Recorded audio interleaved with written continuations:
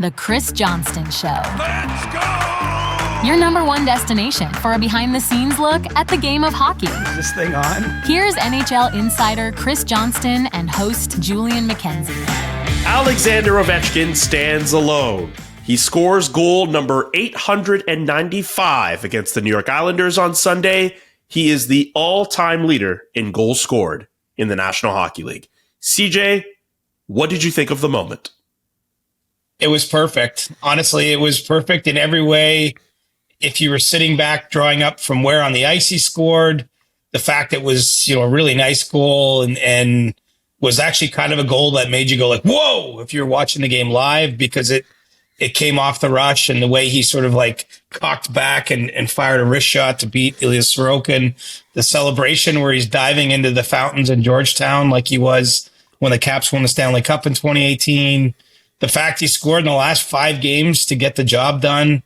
I thought the NHL ceremony was handled really well. I mean, quite honestly, from top to bottom, it was executed the way a record that big you would want to see fall.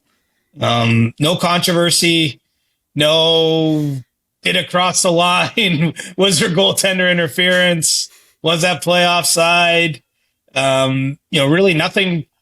Other than, of course, some people, and this is part of it, have some the complicated legacy, I guess we'll call it, Alex Ovechkin. I mean, but when we're just talking about that moment, that thing, I mean, every part of it was perfect. It was the rare sporting moment that was like clean and graceful and kind of exactly what I expected from top to bottom. Just the shot, the placement, the celebration especially. There were so many moments in that moment that will be replayed forever. And complicated legacy aside, there was still something momentous about saying, at least in my case, and I know in your case too, that we saw that live, that people were in the building in New York to watch that live. Like that's something we'll remember for quite some time. That's a massive record in professional sports, let alone hockey. To be discussing. I mean, you saw the tributes that came in, guys like LeBron James, athletes from all across the sporting landscape, celebrities paying tribute to Alexander Ovechkin and that goal. This is something we're going to talk about for a very long time. I'd argue it's the most important record in the sport. If we're just talking about individual records. I mean, Gretzky's points record is without question more impressive given the kind of lead he has on everybody. But I think, the primary goal of the sport is to score, right? It's to put the puck in the net. I mean, if you're just introducing someone to hockey and they're watching the game, what are you trying to do? You're trying to score. And so the person that scores the most is easily understood as the best at what you're trying to do. And of course, within that, there's all this nuance. And I'm not trying to forward a case here that Alex Ovechkin is the greatest player in history, but this is the greatest record in history, and he now has hold of it. I think it's absolutely incredible that after the exact same number of NHL games as Wayne Gretzky, that he has one more goal. I know that Gretzky got to 894, a little bit ahead because he didn't score in his last 8 NHL games. I don't want to get into that. There's a lot of butting. I went into butts last week, but there's a lot of butting about that. I think people took that way too seriously. I mean, the fact remains that at this moment, as we're recording, 2 players have played the exact same number of games, and one of them has 895 career goals. It's Alex Ovechkin. One of them is Wayne Gretzky at 894. I mean, just the sort of symmetry, the parallel, whatever that is. It comes on the 21st anniversary of the day the Capitals won the draft lottery to draft him. I love when all these sort of things sort of pop up in sports. It happens from time to time. I personally don't believe like that it's fated per se, but I do find kind of when you get those, the bookends, it's a nice way of sort of framing what this has been, what he's meant to that organization. And, it really was, like, to score in the last 5 games, like that, I think that means something. Last year when Ovechkin had that long stretch where, it was basically the most barren stretch of his career in terms of goal scoring. You started to wonder, like, can he get there? But even, is he going to get there by scoring 18 goals a year for like 4 years at the end or something? You know what I mean? Like something where it's like you get there, but you're barely dragging yourself across the finish line. I mean, the fact he's done it in a year where he broke a bone in his leg, and he's still the third leading scorer in the entire league, goal scorer right now. They scores in those last 5 games. He hasn't gone more than 3 games all year long without scoring. I mean, that's the only way you get to this point. He's got 42 goals at age 39, which on alone, like by itself, is significant. And then you add in the fact he missed those 16 games. I mean, it's almost hard to put your mind around the fact that he's done it with so much time to spare. I mean, I guess the chase won't be as closely followed, but the next chase people are thinking about is he get to 900 goals, because he's 5 away now, with still some daylight left in the season. But, I think that all those things make it what you're talking about. Like, that's why LeBron James or whoever's weighing in, is because it's so easily understood, and he's done it. Like, it reminds me of the home run chase. Like if you don't follow the sport club, it's just like every time you see the Capitals play the last 2 weeks, he scored a goal, right? He's getting closer. They're getting more people there. And then, the fact he didn't make them wait, I think probably Wayne Gretzky and his family appreciate that. Although NHL staff appreciate that. And it did make it pretty good viewing. I certainly was glued to the game Friday. I was out for dinner and missed the goal he scored on a second shift, but then saw the tying goal live and was glued to the end of that game. And then obviously watched all the Islanders game on Sunday afternoon. I also appreciated, like, just as us, like, we have the CJ Show group chat, obviously, in CJ Show lore, to like kind of watch that and like share in that moment with you guys. Like, just as a personal thing to me, it's just obviously we dedicate the majority of our lives to covering that sport. And to know that, like, most of us were all like watching it. Jesse Blake had the stream for the SDPN YouTube channel as well. Like, there's like a personal part of me that was like, I didn't feel like I was watching it just alone in my apartment.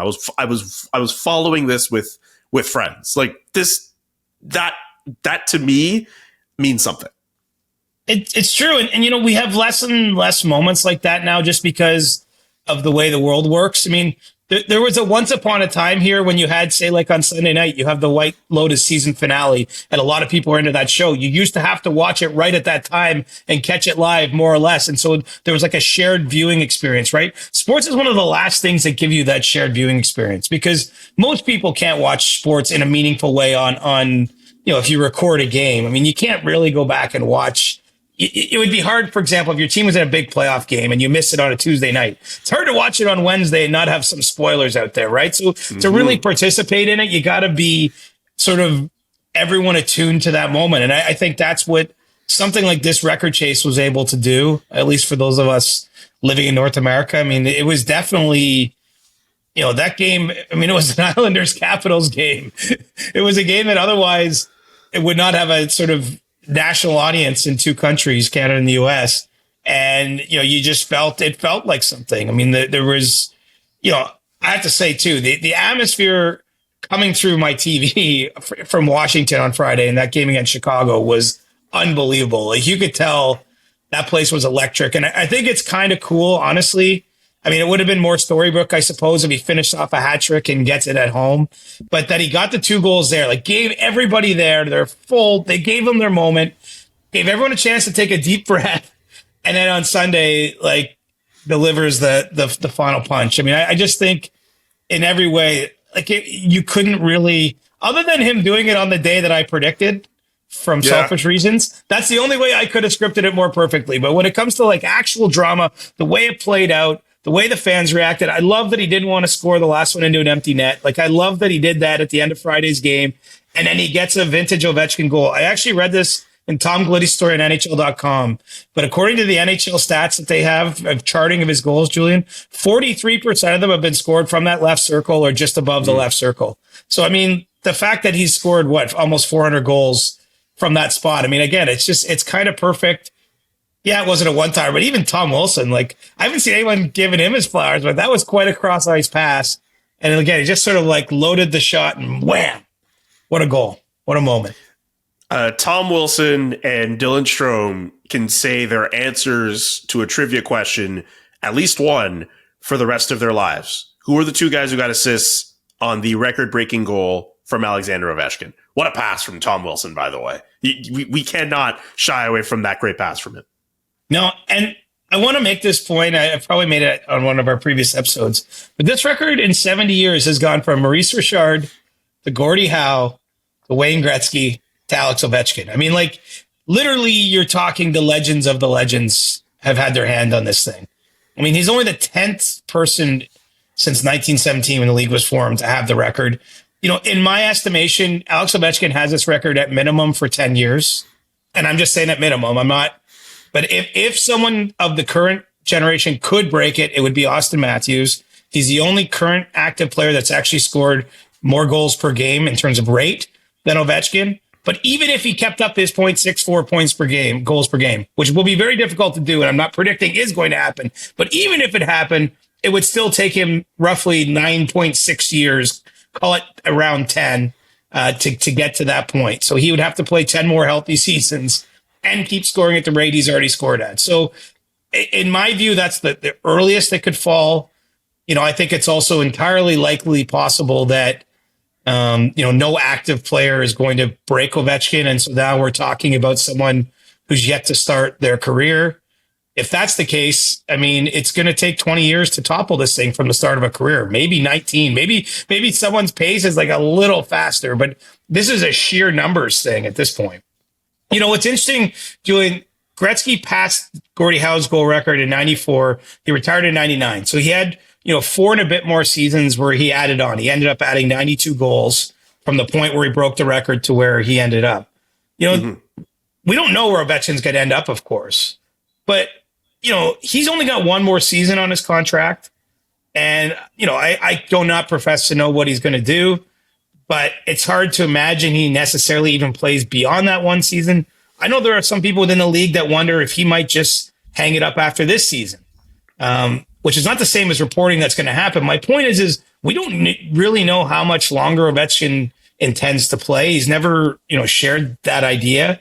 I think it's fair to say so much of his focus has been on breaking this record. Now that he's done it, I mean, I don't know how many more goals he adds on top, but it might end up not being that many. Maybe it's a lot more. But the point is you're looking at 20 years probably from start to finish for someone to come and beat his record. And it's possible that player isn't even playing in the NHL yet. So, it's a long way of saying he might have this 10 years, 20 years, 30 years, 40 years. Who knows? I mean, Wayne Gretzky said, I can't see anyone breaking it, but I will say this. I probably will outlive our podcast lifetime, but I do think, well, because, I mean, I'm saying it. Are we going to last another 20 years? I mean, that would be great, but that's, who knows? But I was going to say, I do think the record will be broken just because I really believe we've seen athletes in all sports over time. It's just, bigger, stronger, faster. Someone will come along, someone will do it, but it's going to take a very, very, very, very, very special someone. Wayne Gretzky held on to that record for 31 years and at least like a dozen days, if I remember. But at least 31 years, that record stood tall. Maybe another 20, maybe another 30, as you're saying. I'm very curious to know. You're right, fine. There are a lot of guys bigger, stronger, faster, goal scoring a lot different versus even in Ovechkin's early days in the area and very different to what it was like for Wayne Gretzky. But it would be really fascinating to see at least someone, whether it's Austin Matthews or at least someone in my lifetime, at least try to go for it and at least try to challenge it. And even if this is the end for Alexander Ovechkin, I'm not saying this is, but I at least want to see him get to 900. If it's like 901, 902, a nice rounder number than 895, like at the very least, I'll be happy on that regard. But I'm very curious about what's next for him. And I also think that if you're Alexander Ovechkin, your legacy is already secured. Greatest goal scorer ever, Stanley Cup champion. You have world championships to your resume. I don't know what else you have left to prove. If you go out this year, and that Washington team is a very good team too. Who knows what their playoff run is like as well. Even if you don't win the cup, like you can still go out on a high compared to whatever uncertainty comes next year. Or you stay one more year, you say it's your last year, and you let the league and everyone else give you that retirement tour. Right. I mean, look, I think he's at the point and he's had the kind of career where whatever it is, like he's earned the right to call that shot. If that makes sense, at least in my view. And we've seen, look, history is full of athletes that stay too long. And I don't think you can blame the athletes who do that. First of all, we're talking about careers usually that don't extend even close to 20 years. Like even the best careers are usually 13, 14, 15 years. And to be as great as these athletes have become, I think you have to have like this crazy self-belief that like, no matter what sort of is put in your way, that you're going to come back next year stronger. I mean, that's the thing. I don't know how Ovechkin feels about that, but I can tell you with certainty, he does not want to have a last season where he scores like 13 goals. Mm-hmm. Like that would not be fun to him. And this is a pretty appealing storyline. I mean, most of us didn't have the Capitals, in the mix for the President's Trophy this late in the season. So it's a year where the team has done so well. His individual performance has been so high. I mean, even when faced with an injury, unlike any he's had during his NHL career, he's come back somehow stronger. He had like a hat trick, I believe, 2 or 3 games back. Like he just, everything has kind of fallen into place. And I just wonder if somewhere in his mind, and it's probably not there today. Look, you can see in his interviews, like he almost doesn't know how to process this yet. And I think understandably so. You just wonder if anywhere back there, whatever the Capitals have played their last game this spring are you just thinking like, ooh, do we want to tempt fate? Like, is next year the year where I do get injured a bunch and maybe performance slips, maybe the team slips? I mean, I can't imagine a team that's had more fun this year than the Capitals. I mean, this is a sort of separate conversation to the record, but I mean, being around that group a little bit as I have been this season and seeing, I don't know, the vibes have been pretty high in the district this year. I don't know what the playoffs are going to hold for them, but it would be, if this is the end, and that's a huge if, what a story. But look, you're right. Maybe it's the farewell tour, and who cares how many goals he scores, because every goal he scores from here on in is one more than anyone else has in history, and he's pushing the bar up, and he's honoring his contract and all those things. I mean, I think, let's face it, the playoffs, probably what happens in the playoffs will have some impact on that too. But either way, I think it's fair to say, and we can include Sidney Crosby in this and Evgeny Malkin and some of the other greats from this generation. I mean, unfortunately, we're just down to the end times for these players in the league. And it's kind of amazing that, while not on the same level, of course, in this moment, but Crosby had a hat trick on the weekend, and, like, these guys are still doing things that, I think that excite fans and kind of make you go like, wow, we've really witnessed something special that they came in the league at the same time. One more thing about Ovechkin, and I know we kind of touched on it a little earlier. 42 goals at age 39 in a year where he fractured his fibula. I don't expect a specific answer to this question unless you are willing to take the time to think about it. But where does this season rank among Alexander's best? Like, 42 at his age, obviously trying to get the record, but an injury partway through, like, that has to be up there for him, right? Yeah, I mean, you're top 5 territory for sure, probably top 3. His 65 goal season is his high water mark just from individual regular season goals. He was outstanding in the year the Capitals won the playoffs 17-18. Won the Conn Smythe on the way to their final, maybe his most complete season, didn't maybe reach the same goal scoring highs. I mean, this has to be in the same handful. I mean, look, this team has won the President's Trophy multiple times with Alex Ovechkin too. So, I mean, this isn't unprecedented that they could be the NHL's best regular season team, or maybe they finish second, depending on how the next, 10 days go. They've been that kind of regular season team before, and he's been the scoring leader, but it's just at his age, under the spotlight. I think, again, with a team that wasn't maybe viewed as a President's Trophy contender by many from afar. I mean, all those factors, I think it has to put it at like 2 or 3. His Stanley Cup season probably will always be 1, unless this is the second Stanley Cup season. Then maybe we're making room for a new number 1. But this is a reason. Many years ago when I worked at Sportsnet, David Amber, my colleague at the time there, was always on Ovechkin's going to break this record. Like, he was saying this 6-7 years ago.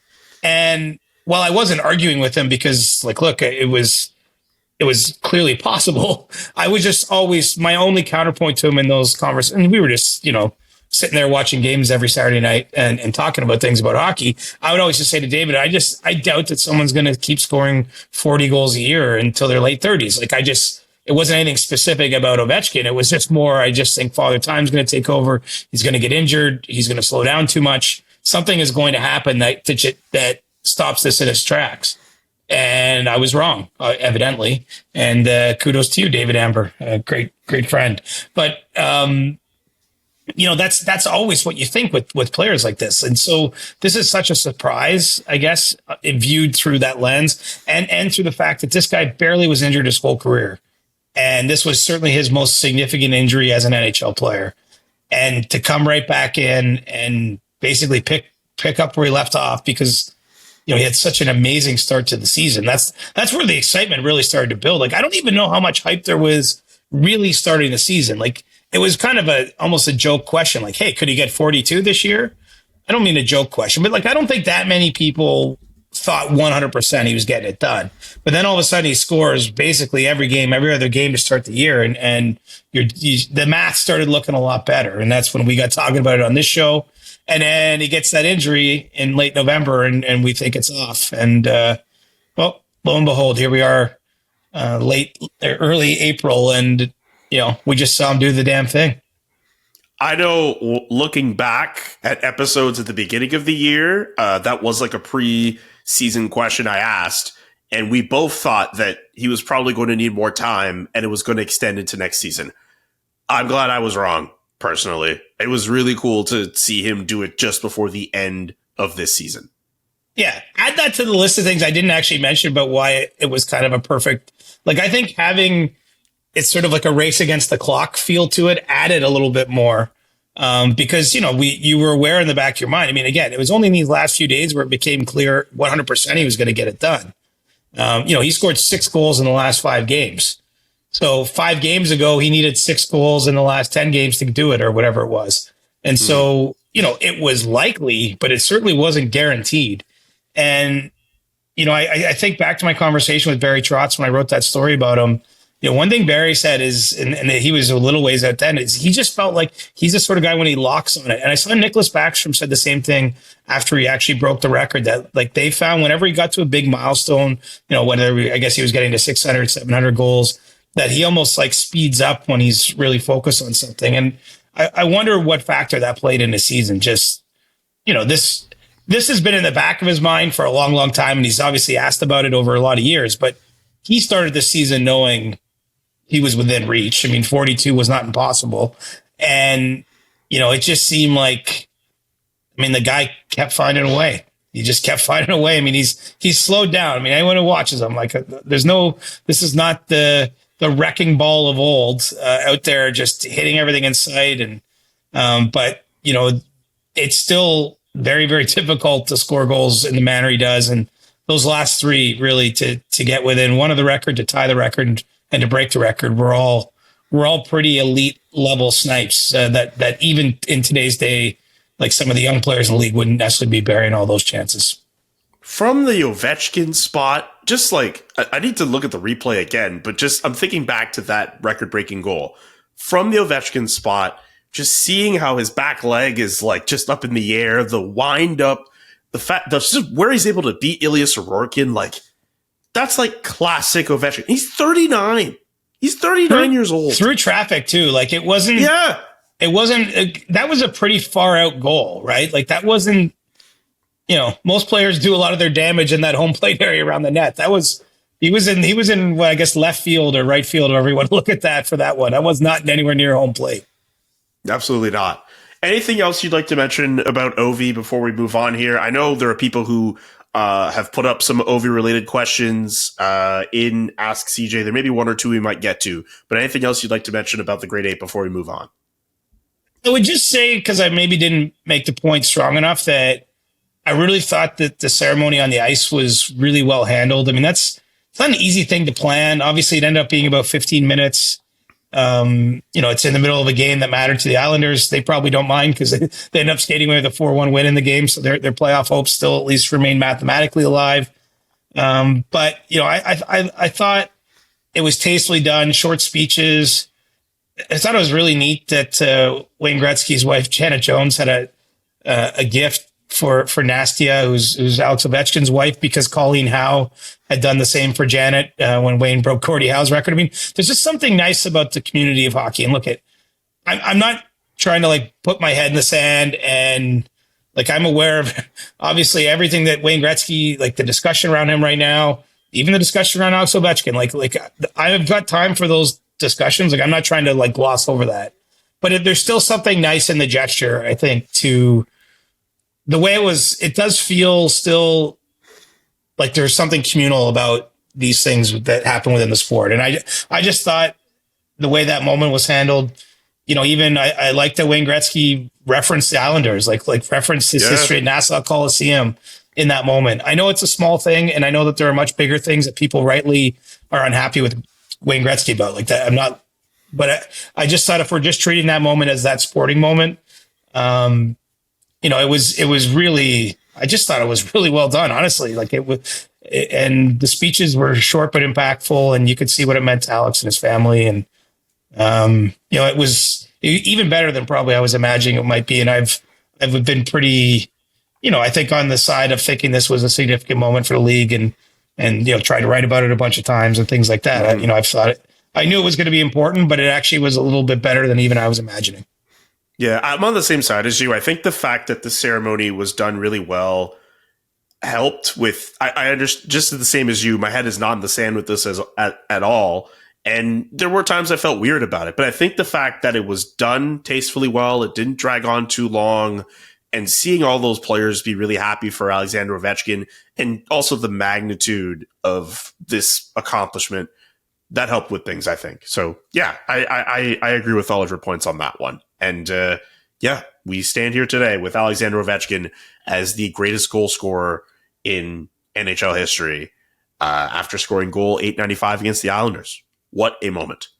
Anyway, CJ, how closely are you? Oh, I mean, you have to be looking closely because the Toronto Maple Leafs are involved in this, but the Atlantic Division and everything going on there. We know the Leafs, they have that 4-point edge up on the Lightning. The Panthers at 92 points. The Senators won on Sunday. They're only 2 points behind the Florida Panthers. Some people are starting to wonder, and I'm not saying I believe in this. I don't necessarily believe in conspiracy theories.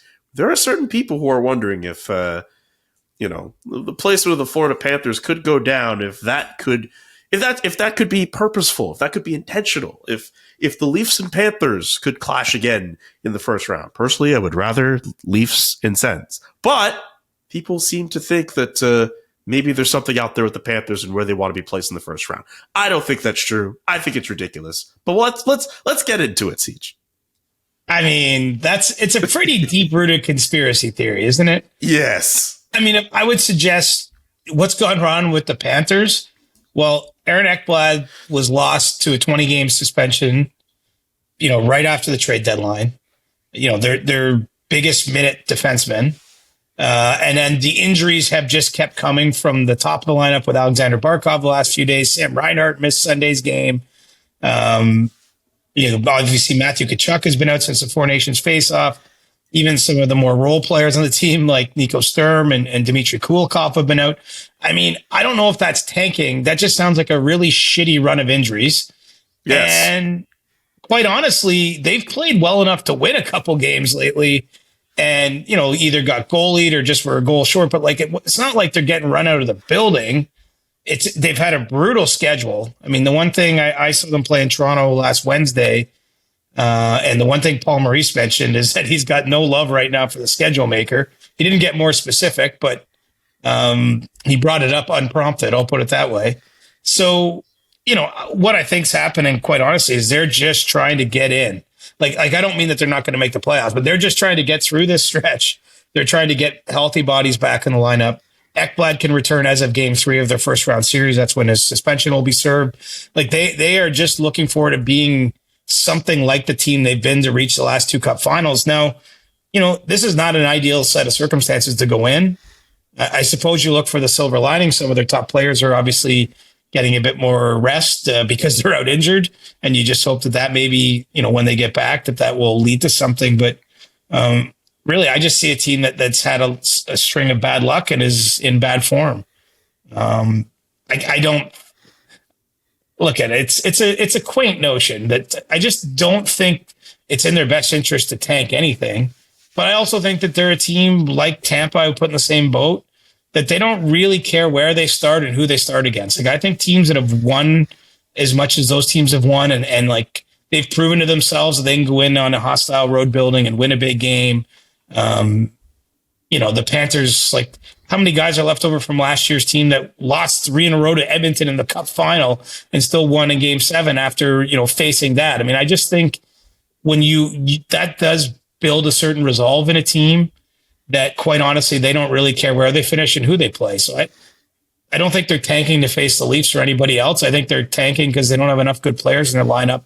They've had a shitty schedule, and they're probably just dying for these last couple of regular season games to play out so that they can get back to trying to defend their title. I present to you the final 5 games for the Florida Panthers and the final 5 games for the Ottawa Senators. Florida has Toronto on Tuesday, Detroit on Thursday, Buffalo next Saturday, and then the Monday after that, the New York Rangers, and they end their season the Tuesday after against Tampa. Ottawa, they play Columbus on Tuesday. If they win, they are in the playoffs.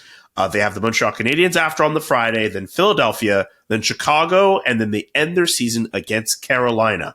Considering these last 5 games for both of those two teams, is that enough for the Ottawa Senators to surpass the Florida Panthers in the standings? Do you think they could do that, or do you think Florida will remain above Ottawa on top? They definitely could do it, but I think it's more likely that Florida stays in the 3rd seed, just because Florida does have an edge right now with the first tiebreaker. So not only are you down to 5 games apiece for the teams, none of them head to head. If they had one head to head game in here, that might be enough for me to flip my answer. But Ottawa has to get 3 more points than what Florida has right now on those remaining 5 games. Obviously, the math is it's possible, but I think it's going to be tough.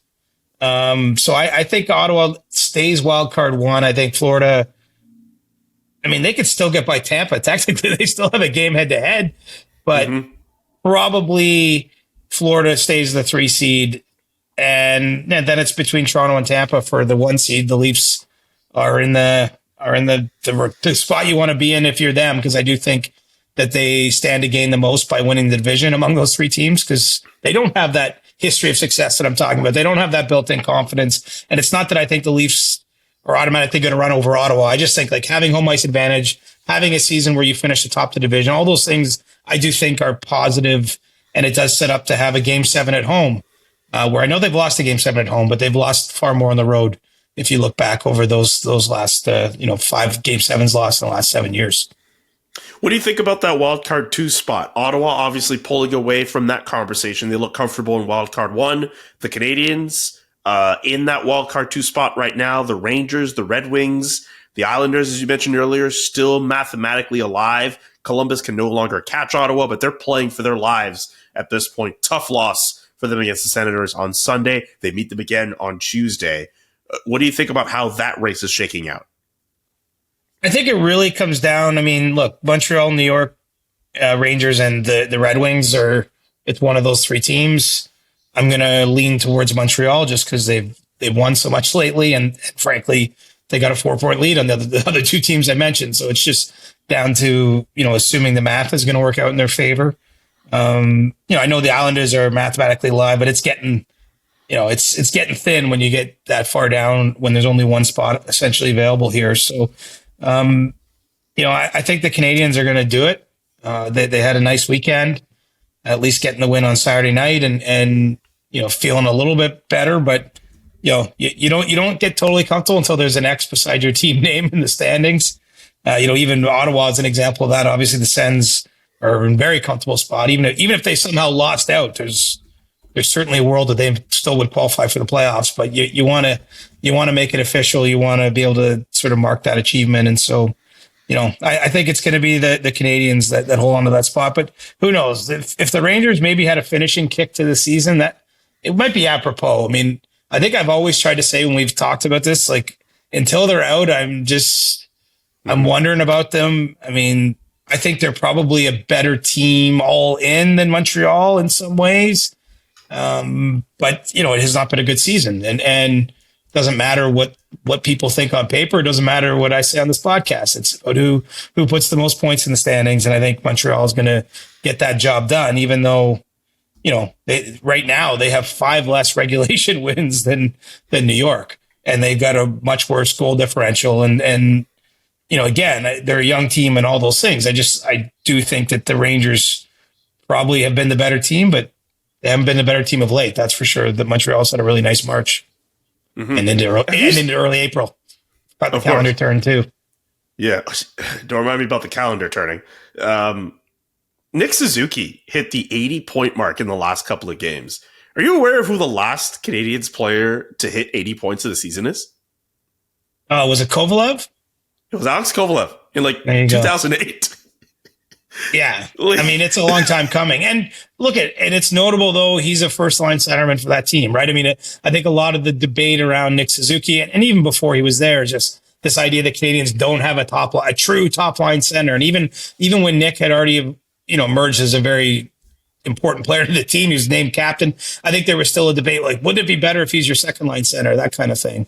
Well, I mean, good for him. He's the center of one of the hottest lines in the league the last little while. And I think to put up that kind of production, plus you trust him, all around the ice the way you would want with a number one centerman, not just for putting up points. I mean, he's become the kind of player that can help lead the team. I mean, I think that's what makes Montreal's push so much fun. I mean, in addition to all the gushing we've done about the Bell Center and all this and that. I mean, it's that a lot of the success is driven by Slafkovsky having a strong finish here.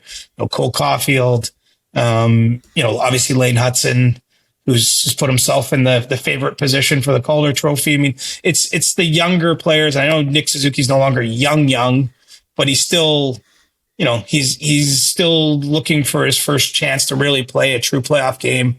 Because I'm not quite counting the COVID stuff when he was a rookie. This will be different for him. This is a different experience. He's the heartbeat of the team, and he's had such a great year. And so, I think the fact that the success is being driven by those types of guys, really helps make this feel more sustainable too. Even if it ends up being a short first round if they get in, I mean, which is possible. And they might play the Capitals, right? It might be quickly their job to try to shut down that Capitals team that's had such a great year. And, I still think something's been gained by playing these games that matter now and presumably after the last game of the season as well, regular season. I know Nick Suzuki and Cole Caulfield, a few of those guys were on that 2021 team that went to the Cup final. It's going to be a completely different experience when they play playoff games at home now compared to what it was like 4 years ago, where you had little to no crowds because of COVID. The Bell Center with a playoff atmosphere proper for the first time. I'm trying to remember the last time they were in the playoffs before COVID. It is going to be a completely different experience for those guys. I know it for sure. Just knowing what the Bell Center's like.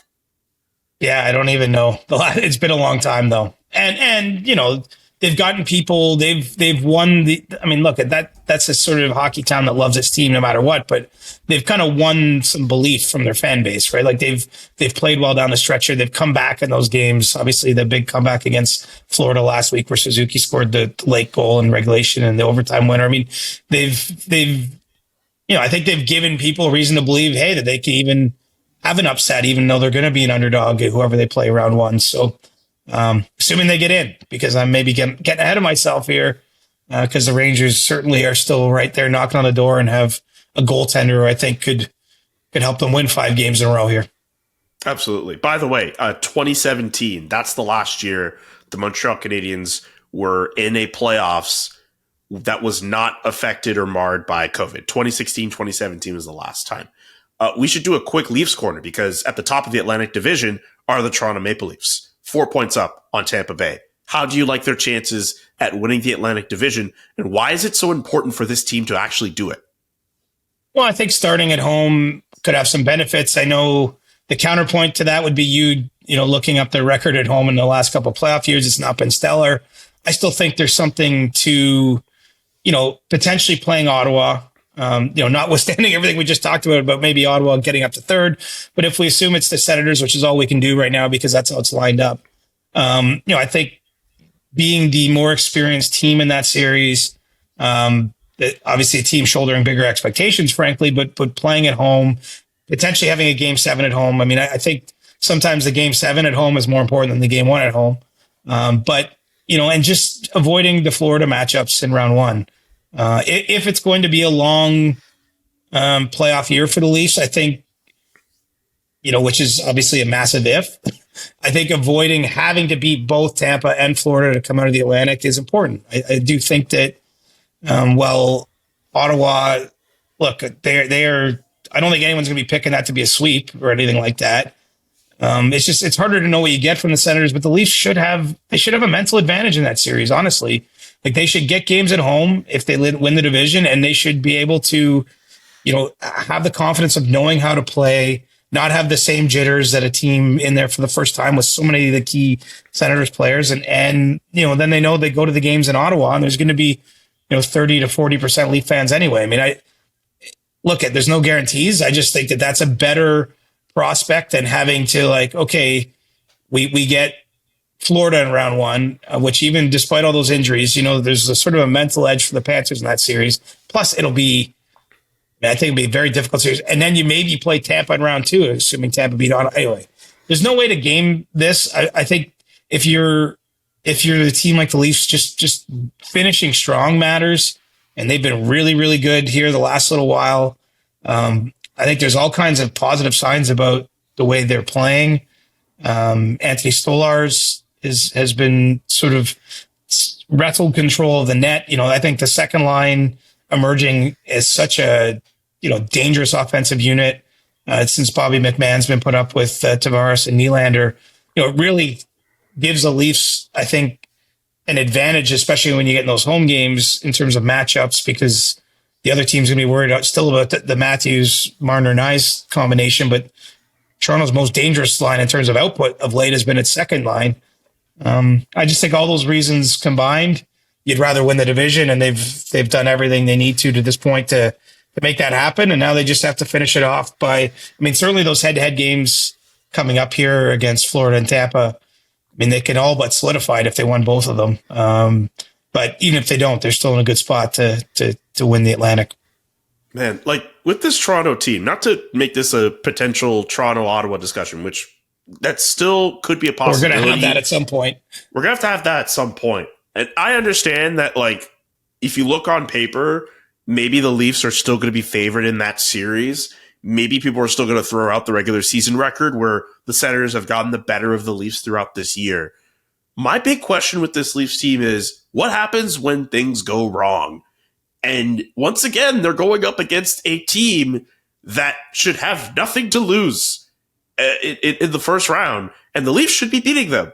But the Sens know how to play defensively. They played really well, in particularly in their last few games against some tough teams. Yes, they have lost all year to Buffalo, and they lost the game to Buffalo, but Tampa and Florida are some pretty impressive wins they picked up in the last few games, and they haven't done it by just being a run and gun offense that could dry up in the playoffs.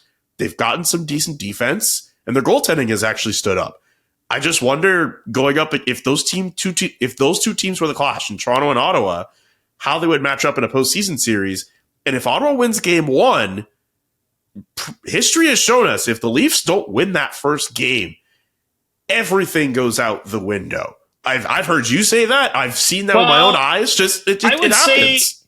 Well, what's interesting to me, actually, because it makes it even harder to figure out what the hell has happened, is no matter what, it doesn't matter if the Leafs win game one or lose game one. It doesn't matter if they go down 3-1 in the series.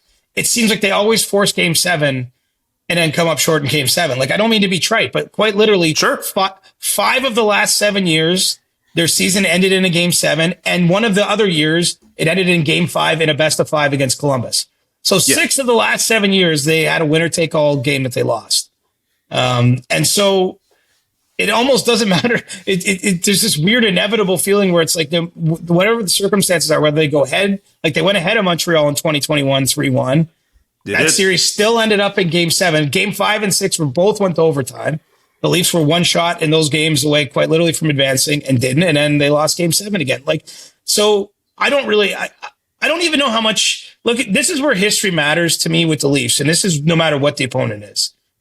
Where they should be better than the Senators, quite honestly, is the Leafs' top end talent is better than the Senators' top end talent. On paper, what have you. That's my opinion. Look at the season William Nylander's having. He's on the Leafs' second line. And and you still have Matthews and Marner and blah, blah, blah, blah, blah. But can those players be difference makers for them in a 1-game setting if they do get another game 7? Or if, it's a couple games in a series that go down and they have to rally back. And, we've seen in the past where those guys have either just not produced or, they got frustrated. Or, last year was kind of a weird year because Matthews missed games in the series against Boston with injury, as did Nylander. Nylander actually shouldn't be included, but he's part of the team. He's actually consistently showing up. If you just look at time, I mean, even the game 5 that they were eliminated against Florida he scored the tying goal with like 5 minutes left and then they lost in overtime. But and in game 7 last year, he scored against Boston in the 2-1 loss. He scored the 1. So he actually has consistently produced. He just gets lumped in because, it's, you don't want to necessarily always give a oral history of everything that's happened, especially with this team. So to me, when I look at the matchup specifically with what it would be with Ottawa, I would think that the Leafs top end guys should be able to lean on the Senators in a series. I think it'd be very tough to match up against 2 lines as dominant as the Leafs should have. The Leafs power play has also been cooking. And that's one thing that has escaped them consistently in the postseason. So if they were able to have a dangerous power play, again, massive ifs, I just feel like they should be able to overwhelm a team like Ottawa over 7 games. I'm not predicting again. It would be a competitive series. We know what Brady Tkachuk would do.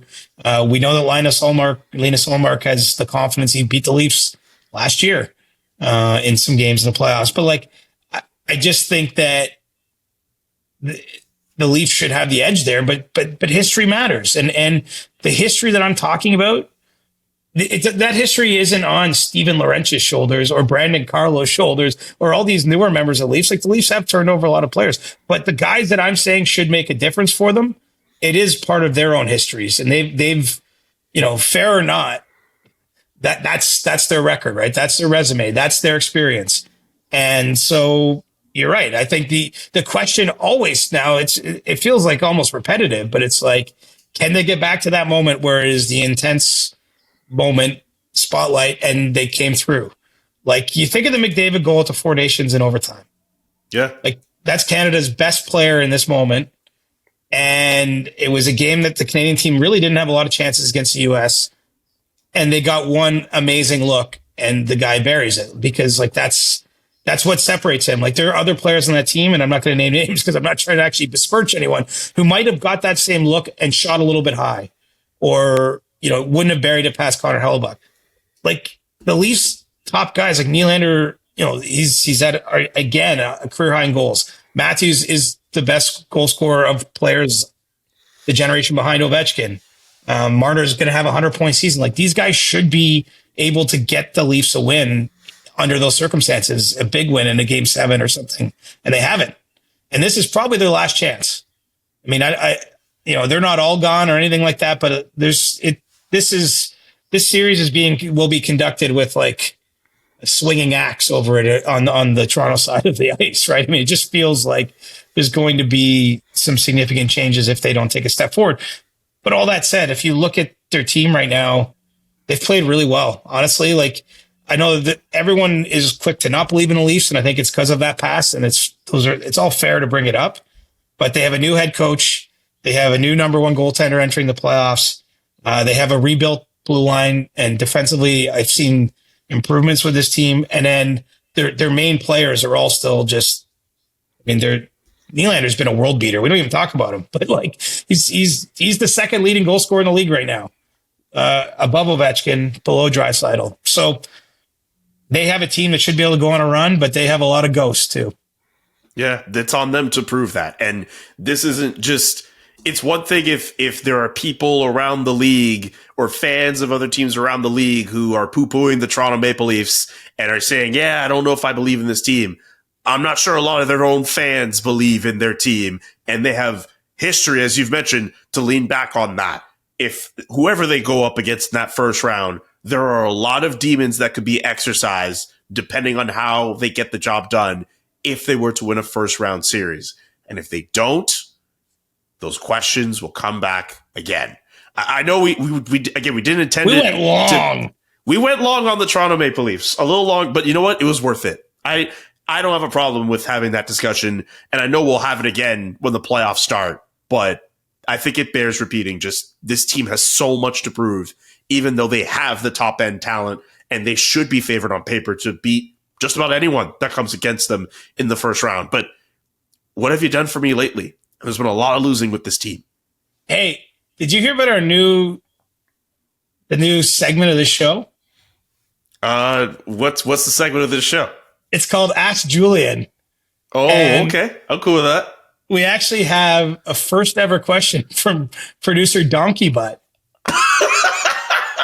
And the producer Donkey Butt wants to know, how did Julian finish second last in the Athletic Fantasy Hockey League with a record of 5-16? Yikes. Oh, I finished last because I didn't have a good team. We're in a keeper league. My keepers were just and everyone else around them weren't great. And when I knew that when I knew a couple weeks in that the team wasn't going to be good, I just let my team tank. Well, because we're like a keeper league, dynasty league, whatever, and I don't know, no sense trying to go for it and make it good. My team's not going to be good. Is there a draft lottery, or are you automatically first overall pick now? I'm not the worst team, so I think I wouldn't be first anyway. There's a team below me there's at least one or two teams below me in the standings. I was not the worst. So yeah, no, I just had another bad season. I'm not, whatever. Like, producer Donkey Butt, shots fired.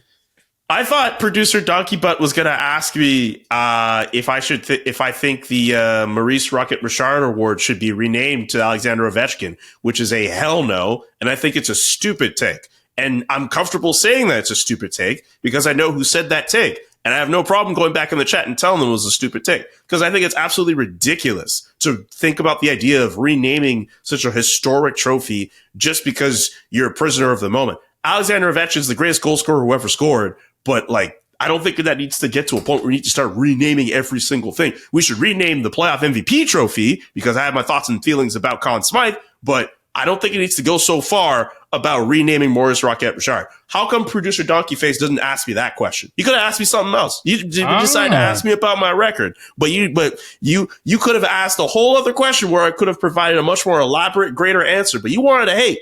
And I have questions about that. I'm just the conduit here. I'm not. Don't shoot the messenger. I ain't got no beef with you. I ain't got no beef with you, CJ. Producer Donkey Face. I don't know. You were this. It was a donkey face question, sir. It was a donkey face question. I was messing around, but I was a little heated. I thought it was a stupid take from Drew. Love you, buddy, but no, dude, don't do that.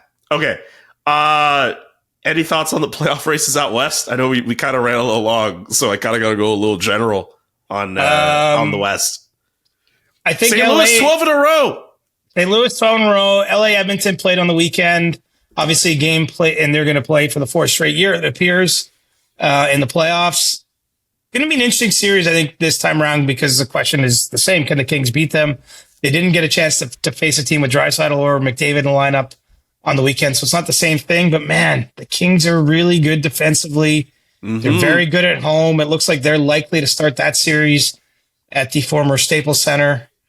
And, look at it, could come down to something like the power play. The Oilers are just so dangerous on the power play. Kings not particularly strong on the PK, but I think that's going to be a very interesting series. So I've got my eye on that.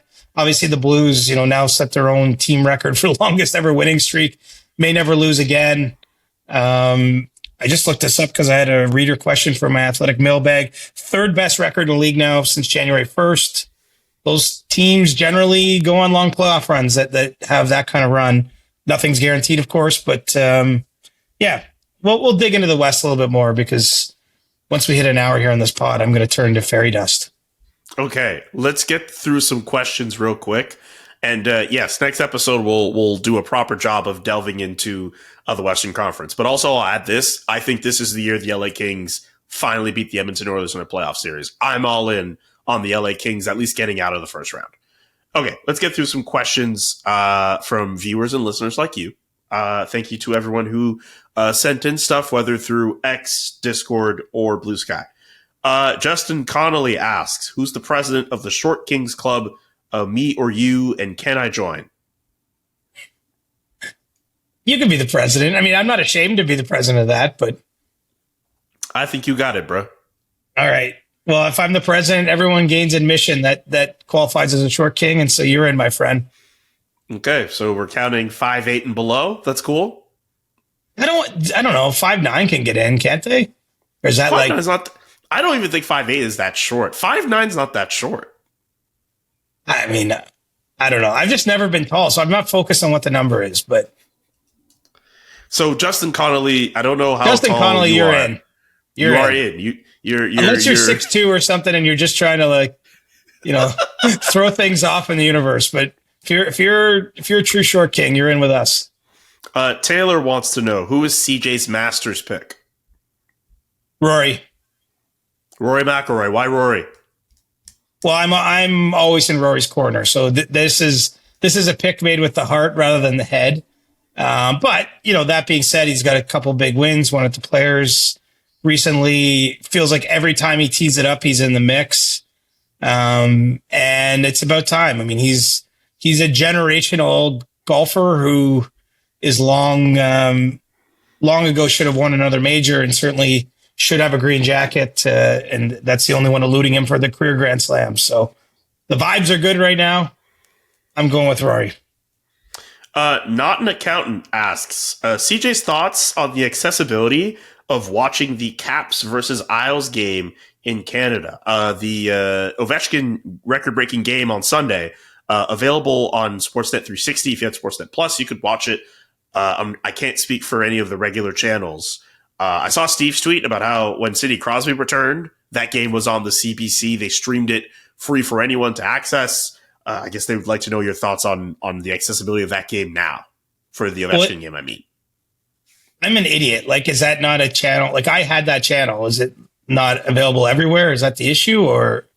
Well, I think it was more just if you don't have Sportsnet Plus and maybe you don't have Sportsnet 360 for whatever reason, they're probably alluding to the fact you probably weren't able to watch that game. And for what it's worth, when I was looking on the streaming platform itself, for the Sportsnet East, Ontario, West and Pacific channels, I think they were airing Sportsnet Central. I don't know what they were airing after that, but it looked as if that game was just on that one channel.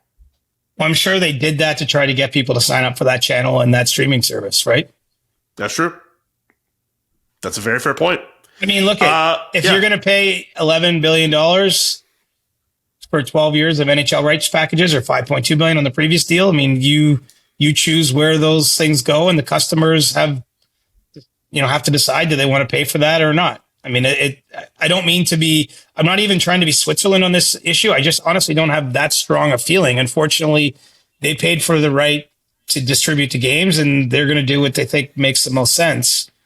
In a perfect world, I wish everything was free and we got every channel. Honestly, I would love that, because there's lots of things I want to watch at times that I can't, but, hockey is my life. So I was able to see the game. I honestly didn't know there was an issue though. You had me at, I wish everything was free. Me too. Well, some people know how to do that. I don't do that, but some people know how to get everything free. So that's true. Hey man, power to those people. The Matty Pox wants to know our thoughts on the NHL making the last 7 games of the season only interdivisional games. Think it could be interesting and lead to a more exciting tight playoff race and an excellent little prelude to the playoffs. Also would be previewing potential round 1 matchups. Would love to hear your thoughts. Nothing against the idea at all. Nothing jumps into my mind as that's not a good idea. The only problem, I guess, is if you chew up that much of the schedule with interdivisional games at the end, maybe there's not enough throughout the season. There could be some issues there where then you get to the end, you're like, we haven't seen, Calgary and Edmonton even play this year. They've only played once, or, pick your favorite rivalry or interdivision matchup.